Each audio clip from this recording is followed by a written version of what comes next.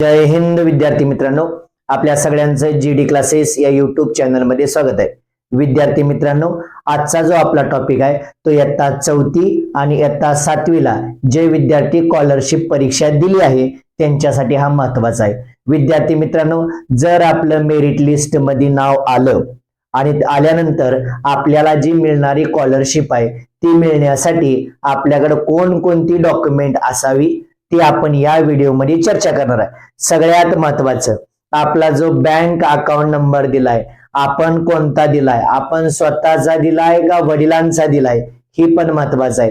ज्या ज्या विद्यार्थ्यांनी वडिलांचा बँक खात्या नंबर दिलाय त्या विद्यार्थ्यांसाठी अतिशय महत्वाची सूचना आपण या व्हिडिओमध्ये देणार आहे. त्याच्या अगोदर आपण बरेच व्हिडिओ 4थी आणि 7वी स्कॉलरशिप वरती आपण जर मेरिट मध्ये येण्यासाठी किती मेरिट असेल, किती मार्क असणं गरजेचं आहे, पात्र होण्यासाठी किती मार्क असावे, कोणत्या पेपर मध्ये किती मार्क लागतील याचा आपण पूर्ण व्हिडिओ, आणि पात्र झाल्यानंतर स्कॉलरशिप मिळाली ती किती हजार, त्याला किती रुपये भेटतील याचा पूर्ण व्हिडिओ आपण आपल्या चॅनल वरती अपलोड करलाय. आताचा जो आपला व्हिडिओ आहे तो कशावरती, लागणारी डॉक्युमेंट, महत्वाची कागदपत्र आपण बघूया. आपण या व्हिडिओ मध्ये काय काय बघणार आहे, इयत्ता 4थी आणि इयत्ता 7वी साठी मेरिट लिस्ट मध्ये नाव आल्यानंतर मेरिट लिस्ट म्हणजे काय, ती कशी येणार याचाही आपण व्हिडिओ आपल्या चॅनल वरती अपलोड केलाय, तो तुम्ही बघून घ्यायचा आहे. कोणती कागदपत्रे लागणार,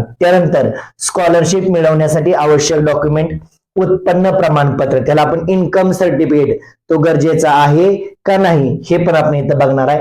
बँक खातं, आधार कार्ड, जात प्रमाणपत्र व इतर महत्वाची कागदपत्र याच्याबद्दल आपण या व्हिडिओ मध्ये चर्चा करणार आहे.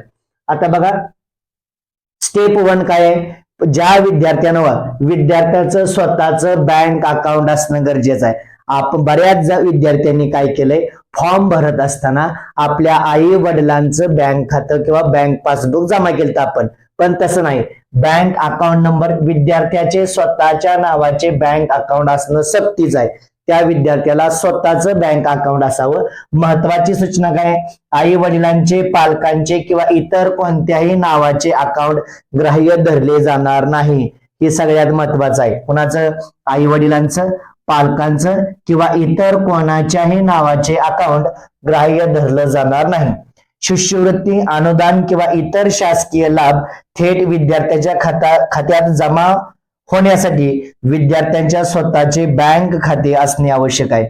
आपल्याला जी मिळणारी जी स्कॉलरशिप आहे याच्यासाठी त्या विद्यार्थ्याचं स्वतःचं अकाउंट असणं गरजेचं आहे. त्यानंतर स्टेप 2 काय आहे बघा, स्टेप्स 2 मध्ये काय, विद्यार्थ्यांचे अपडेटेड आधार कार्ड.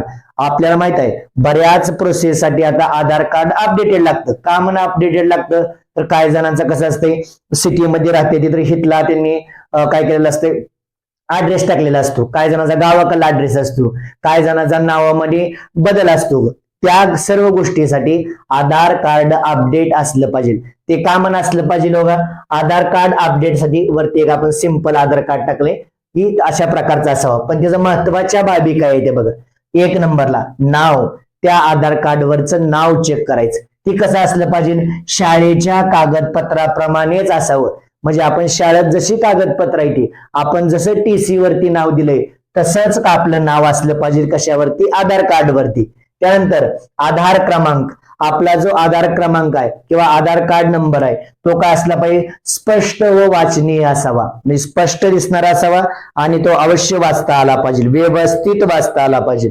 त्यानंतर पत्ता, ऍड्रेस, मी आता सांगितले सध्याचा व योग्य पत्ता नमूद असावा. आपला जो ऍड्रेस आहे तो सध्याचा किंवा योग्य तिथं असला पाहिजे. काय करेक्शन असेल तर ते आपण करेक्शन करून घ्यायचं आहे. त्यानंतर जन्मतारीख, सगळ्यात महत्वाचं हीच आहे. डेट ऑफ बर्थ, बऱ्याच जणांच्या टीसी वरती डेट ऑफ बर्थ वेगळ्या येत्या आणि आधार कार्डावरती डेट ऑफ बर्थ वेगळ्या येत्या.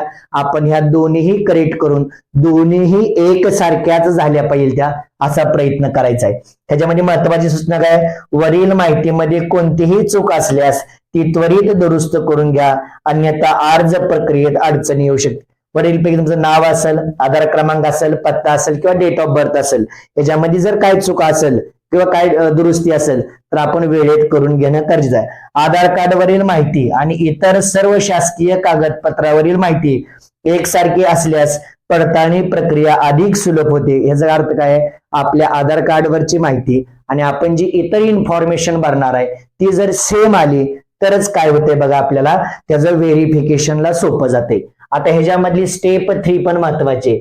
स्टेप 3 कोणासाठी महत्वाचे, कास्ट मध्ये जे विद्यार्थी आहेत त्यांच्यासाठी हे अत्यंत महत्वाचे. हे स्टेप 3 काय आहे, कास्ट सर्टिफिकेट प्रत्येकाकडे असलं पाहिजे. त्यालाच आपण काय म्हणतो, जातीचा दाखला.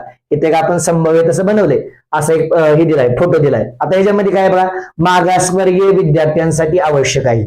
जे विद्यार्थी कास्ट मध्ये त्या सर्व विद्यार्थ्यांसाठी ही आवश्यक आहे. काय आवश्यक आहे, एससी कास्ट मध्ये कोणते कोणते विद्यार्थी तुम्हाला माहित आहे, SC, OBC, ST, SBC, VJNT, SEBC असं सगळ्यांना लागू असल्यास हे जर आरक्षण असेल तर या सर्व विद्यार्थ्यांना कास्ट सर्टिफिकेट असणं महत्वाचं आहे. आता इथं महत्वाची सूचना काय आहे, तुमच्या प्रवर्गासाठी हा दाखला आवश्यक असल्यास आजची अंतिम तारीख येण्यापूर्वीच तो काढून घ्यावा. अर्जाची अंतिम तारीख यायच्या अगोदरच आपल्याकडे कास्ट सर्टिफिकेट असलं पाहिजे. जातीचा दाखला काढण्यास काही वेळ लागू शकतो. तुम्हाला माहित आहे, आपल्याला जर एखादा दाखला काढायचा असेल तर त्याला 48 तास, 72 तास किंवा त्याच्यासाठी ज्या डॉक्युमेंट लागणार आहे त्या डॉक्युमेंट कलेक्ट करायला जवळपास 2-3 दिवस जातात. अजून आपला रिझल्ट लागला नाही, याचा अर्थ आपल्याला बराच वेळ आहे. मग हे आपल्याकडे काय आहे बघा, हा कास्ट सर्टिफिकेट असणं आवश्यक आहे. विद्यार्थी मित्रांनो, इयत्ता 4थी स्कॉलरशिप आणि इयत्ता 7वी स्कॉलरशिपच्या विद्यार्थ्यांसाठी जे जे आवश्यक डॉक्युमेंट होती आपण ते सर्व डॉक्युमेंट किंवा आधार कार्ड अपडेट याच्याबद्दल पूर्ण माहिती दिली आहे. जर आपल्याला ही माहिती आवडली असेल तर अवश्य आपल्या चॅनलला सबस्क्राईब करा, व्हिडिओला लाईक करा आणि मॅक्झिमम विद्यार्थ्यांपर्यंत शेअर करा. आपल्याला जर कोणत्या गोष्टीबद्दल डाऊट असेल तर आपण अवश्य तो कॉमेंटमध्ये सांगा, त्याचं आपण उत्तर देण्याचा प्रयत्न करू. तोपर्यंत जय हिंद, जय महाराष्ट्र.